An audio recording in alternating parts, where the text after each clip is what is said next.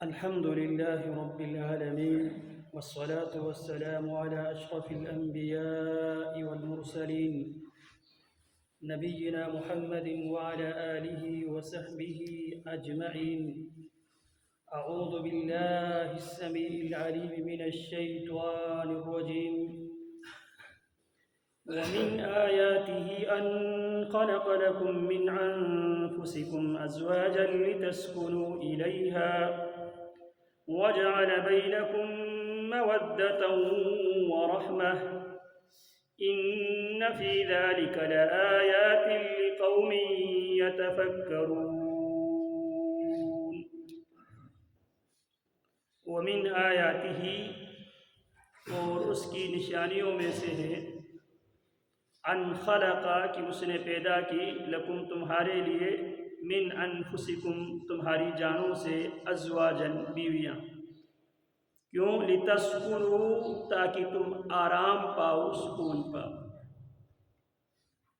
الیہا ان کی طرف جا کر، وجعل اور اس نے بنا دی بینکم تمہارے درمیان مودتاً دوستی محبت، ورحمتاً اور رحمت. ان فی ذالک بے شک ان تین باتوں میں لآیات یقیناً بہت سی نشانیاں ہیں، لقوم یتفکرون ان لوگوں کے لیے جو غور و فکر کرتے ہیں.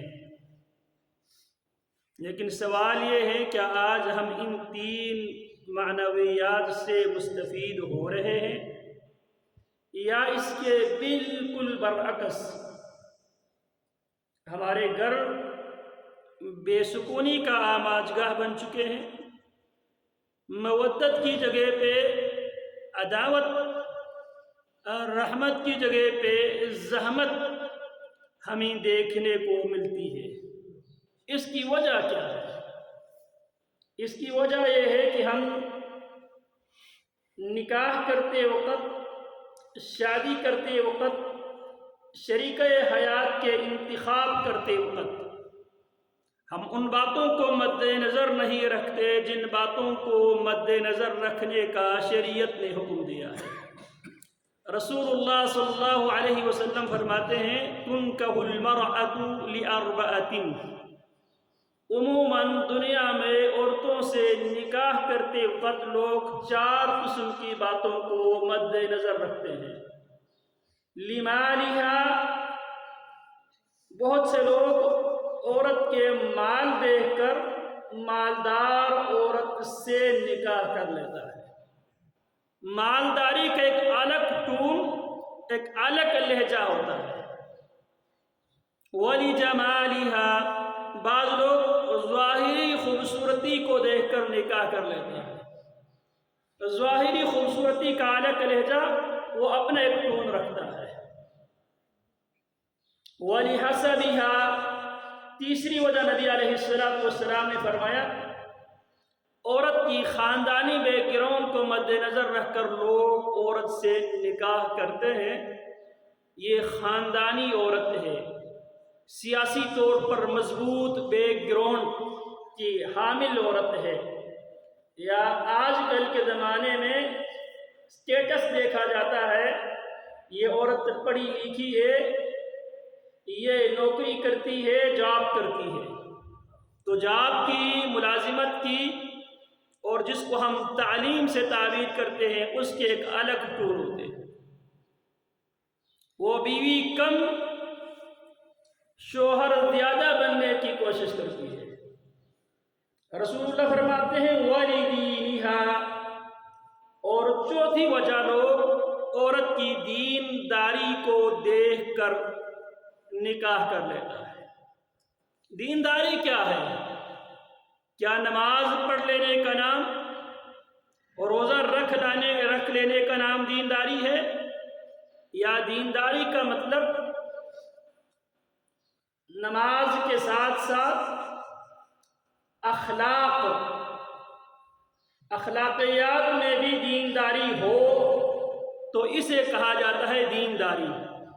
اسی لیے رسول اللہ صلی اللہ علیہ وسلم فرماتے ہیں اذا خطب الیکم من ترضون دینہ وخلقہ فزوجوہ، جب تمہاری طرف کوئی ایسے شخص کی طرف سے نکاح کا پیغام آ جائے جس کی دین داری سے اور اس کے اخلاق سے اگر تم راضی ہو تو اسے نکاح میں اپنی بیٹی اپنی بہن اس کو نکاح میں دے دو۔ اب دین داری آپ کو مسجد میں نظر آئے گا، اخلاق آپ کو نظر آئے گا مارکیٹ میں، معاملات میں، لین دین میں۔ جب یہ دونوں موجود ہوں تو اسے دینداری کہا جاتا ہے۔ اخلاقیات میں بھی باکمال ہو، دینداری میں بھی باکمال ہو۔ دین اپنا امپیکٹ اخلاقیات میں دکھاتا ہے۔ تو فرمایا عورت سے نکاح کیا جاتا ہے، چوتھی وجہ والی دینہا، عورت کی دینداری کو مد نظر رکھتے ہوئے۔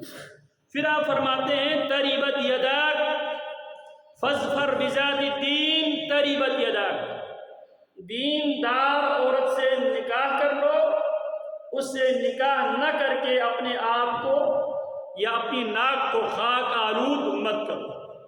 قرآن مجید میں اللہ فرماتے ہیں مشرکہ عورتوں سے اس وقت تک نکاح نہ کرو جب تک وہ ایمان قبول نہیں کرتی۔ اس کے مقابلے میں وَلَعَنَةٌ مُؤْمِنَةٌ خَيْرٌ مِّن مُشْرِكَةٍ، ایک مومنہ لونڈی آزاد اور خود مختار مشرکہ عورت سے کئی گنا بہتر ہے۔ اسی طرح مشرکوں کو نکاح میں مت دو۔ وَلَعَبْدٌ مُؤْمِنٌ خَيْرٌ مِّن مُشْرِكٍ وَلَوْ أَعْجَبَكُمْ،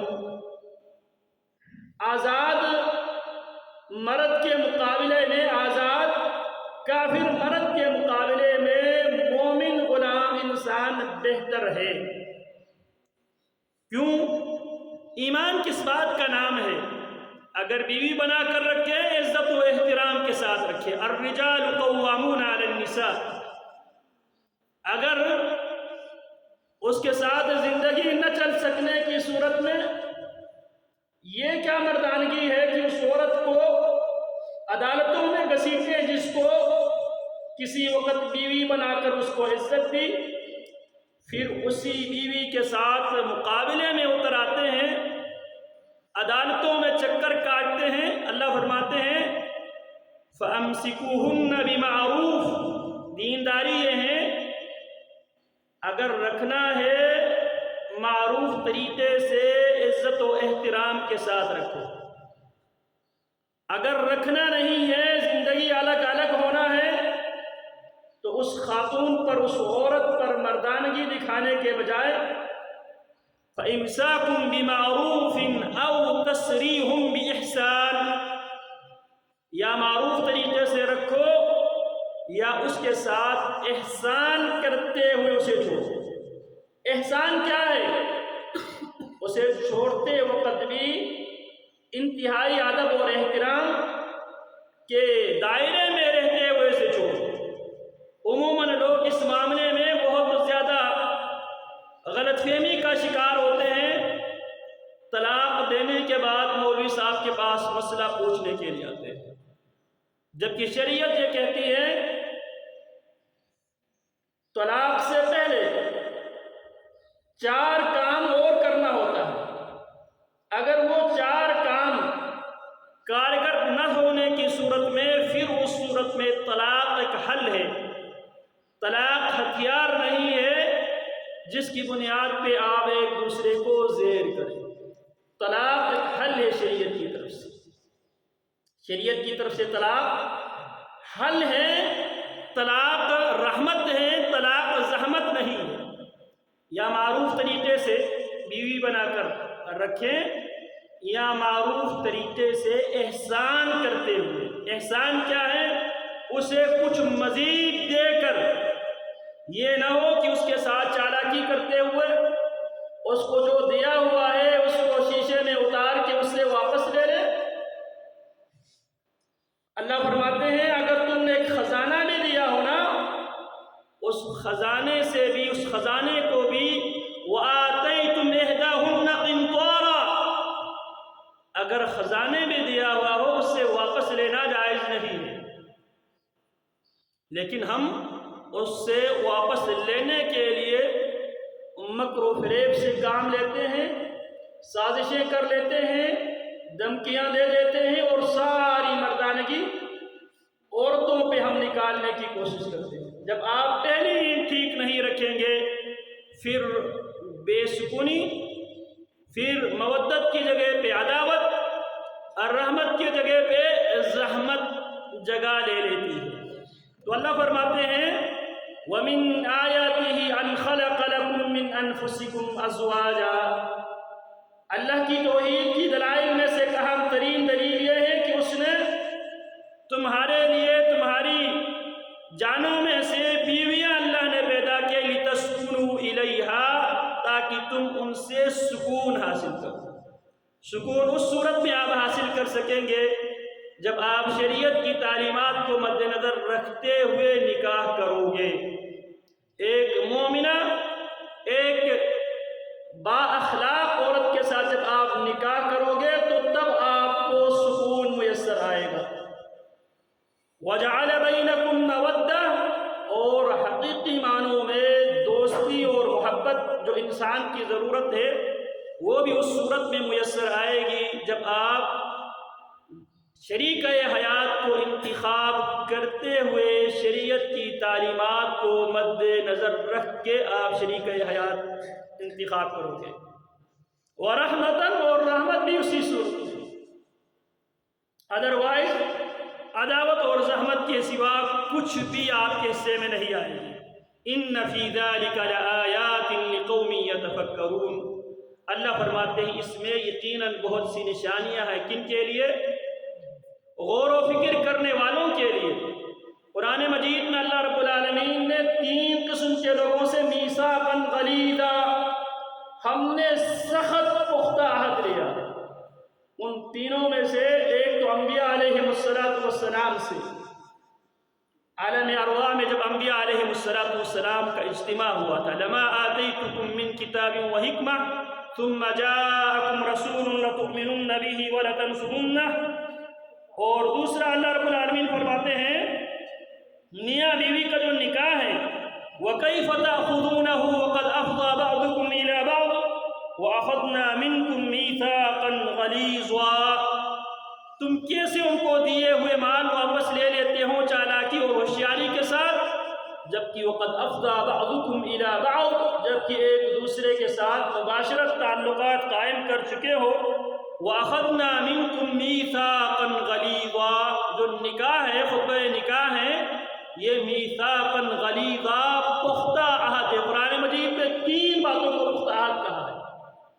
اور ایک اللہ رب العالمین فرماتے ہیں وَرَفَعْنَا فَوْقَهُمُ الطُّورَ بِمِيثَاقِهِمْ، ہم نے بنی اسرائیل سے پختہ عہد لیا۔